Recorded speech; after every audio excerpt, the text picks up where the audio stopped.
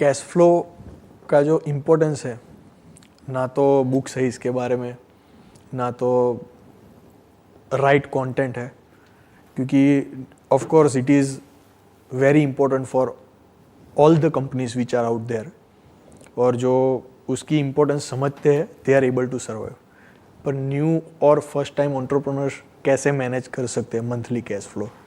देखो, cash flow को manage करना एक बिजनेस में सबसे ज़्यादा इंपॉर्टेंट है, क्योंकि अगर आपकी कंपनी प्रॉफिटेबल ही नहीं है तो ये सारी बातें जो मैंने अभी तक करी हैं सब बकवास है।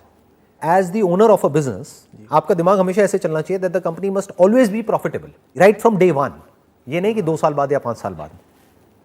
हाँ, कहीं से फंडिंग मिली हुई है तो बात अलग है, कोई है उसने $10 मिलियन आपको दे दिया है, $20 मिलियन, $100 मिलियन दे दिया है, अब उसको आप बर्न करते चले जा रहे हो, क्योंकि 1-2 साल आपके पास में है उसको बर्न करने के लिए, जब तक कि आप प्रॉफिटेबल होते हो। या हो सकता है 2-3 साल बाद कोई आकर के आपको बड़ा प्लेयर एक्वायर कर ले। बट अगर आप बात कर रहे हो एक बिजनेस को स्टार्ट करने की राइट फ्रॉम स्क्रैच, जब आपके पास में कोई इन्वेस्टर नहीं है, तो लोन लेना तो मेरे हिसाब से तो बहुत बड़ी बेवकूफ़ी है। लोन लेकर के कभी बिजनेस नहीं करना चाहिए। लोन कितने बुरी तरीके से एक बिजनेसमैन को फंसाता है वो वही समझ सकता है जो इस तरह से देख रहा है। जैसे अगर मैं अपनी बात करूं तो हमारी डेट फ्री कंपनी है, कोई लोन नहीं है, ना था, ना है, ना कभी होगा। अब इसके पीछे रीज़न क्या है, मैं क्यों कह रहा हूं, क्योंकि लोन अपने आप में एक ट्रैप होता है। लोन आप ले तो लेते हो, बट जब देने की बारी आती है तो लोन का इंटरेस्ट ही इतना हो जाता है कि जो प्रिंसिपल अमाउंट है वो वहीं का वहीं पड़ा रहता है, आप इंटरेस्ट उतारते रहते हो। फिर एक ऐसी स्टेज आ जाती है जब वो प्रिंसिपल भी बढ़ने लग जाता है। ये अपने आप में एक ट्रैप है बहुत बड़ा जी।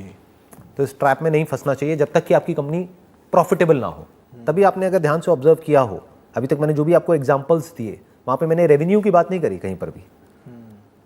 मैंने बात किसकी करी? प्रॉफिट की। प्रॉफिट। जैसे मैंने हनी का आपको एग्जाम्पल दिया तो वहाँ पर मैंने ये नहीं कहा कि इतने की आपकी सेल हो जाएगी। सेल से क्या होता है? बहुत लोग हैं उनकी सेल है मान लो 10 लाख की, 20 लाख की, बट लॉसेज में जा रहे हैं।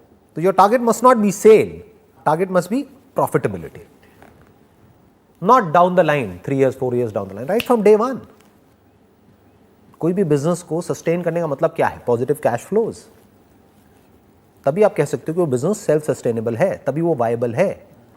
आइडियली एक बिजनेस ऐसा होना चाहिए जो इतना प्रॉफिट कमाए कि उस प्रॉफिट को जब आप री इन्वेस्ट करो तो बिजनेस नेक्स्ट लेवल पे चला जाए, फिर दोबारा से आप री इन्वेस्ट करो, फिर वो बिजनेस और नेक्स्ट लेवल पे चला जाए। इसको एक्चुअल बिजनेस कहते हैं। आजकल मैंने ज़्यादातर क्या देखा, यंगस्टर्स में एक बहुत बड़ी प्रॉब्लम कि कहीं से किसी की बातें सुनी कि भाई आज की डेट में जो बज़वर्ड है दैट इज स्टार्टअप, मुझे भी स्टार्टअप करना है। अच्छा, क्या प्लान है? ये करना है, वो करना है, मैं ये ऐप बनाऊंगा, ये करूंगा, वो करूंगा। आपको पता है कि there are millions and millions of apps already there, जिसको कोई डाउनलोड भी नहीं करता है। और फिर मैं उनसे एक क्वेश्चन पूछता हूँ कि जिस ऐप की आप बात कर रहे हो, अगर वो ऐप आपकी ना हो तो क्या आप खुद डाउनलोड करोगे उस ऐप को? आंसर मिल गया, $1 मिलियन आंसर कि शुरू ही मत करो। सिंपल क्वेश्चन है। तो वहां पे जाकर के वो अटक जाते हैं, अटैच हो गए उस आइडिया से। तो जैसे वो आइडिया आप मेरे पास लेकर के आए, मैंने कहा कि क्या बकवास है ये, तो आपको क्या लगेगा कि मैं आपका दुश्मन हूं? मैं सिंपल से क्वेश्चंस पूछ रहा हूं आपसे कि भाई आप रेवेन्यू कैसे जनरेट करोगे, कोई क्यों आपको पैसे देगा उसके लिए, प्रॉफिट कहां से आएगा, कितना आएगा, जो खर्चा आपको करना है वो खर्चे के लिए पैसा कहां से आएगा। आप कह रहे हो इतना लगेगा, इतने में कैसे हो जाएगा? आप कह रहे हो 2 लाख में हो जाएगा, कैसे हो जाएगा? इसमें तो 10-20 लाख से कम में स्टार्टिंग ही नहीं हो पाएगी। चलो बन भी गया, उसको मार्केट कैसे करोगे? मार्केटिंग का बजट कहाँ है आपका? आप कह रहे हो मैंने ऐप बना ली, ठीक है बना ली, अब उसके बारे में लोगों को पता कैसे लगेगा? ऐप तो बन जाएगी मान लो 10 लाख रुपए में, जो 1 करोड़ रुपए मार्केट करने के लिए चाहिए वो कहाँ है? अच्छा, वो तो नहीं है, वो तो मैंने सोचा ही नहीं। तो क्या होगा? एक प्रोडक्ट तो बन जाएगा। बिल्कुल ऐसा है, आपने कोई प्रोडक्ट बना करके अपने घर में रख दिया है और कह रहे हो बिक नहीं रहा है। अरे भाई दिखेगा तभी तो बिकेगा। That is advertising, that is marketing.